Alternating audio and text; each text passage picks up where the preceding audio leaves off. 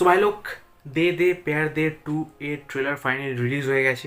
আর যারা এই মুভির পার্ট 1টা দেখেছে তারা নিশ্চয়ই জানে যে তার ক্লাইম্যাক্সে গিয়ে পার্ট 2 এর অলরেডি ওনারা হিন্ট দিয়ে দিয়েছিল।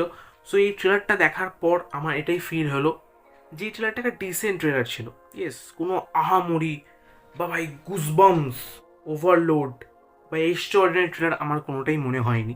ইয়েস, আমার জাস্ট একটা ডিসেন্ট ট্রেলার লেগেছে।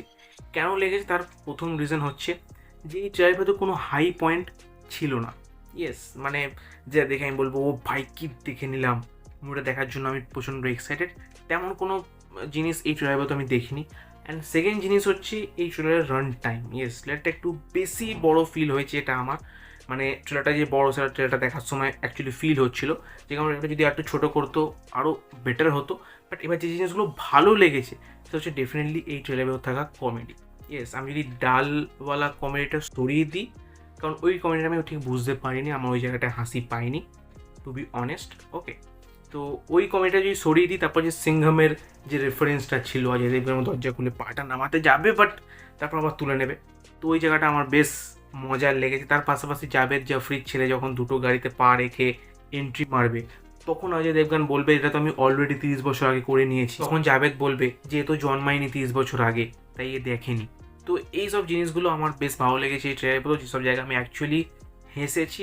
সো আই হোপ যে মুভির ভেতরও এই ট্রেলার থেকে বেশি কমেডি থাকবে। আর যদি তেমনটা হয়ে যায় তাহলে ডেফিনেটলি মুভিটা বক্স অফিসে চলেও যেতে পারে।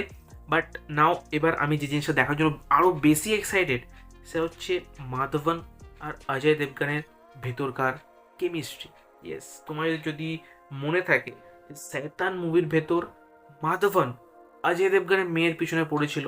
ইয়েস, আর এই মুভির ভেতর অজয় দেবগান মাধবনের মেয়ে মানে রাকুল প্রীতের পিছনে পড়েছে।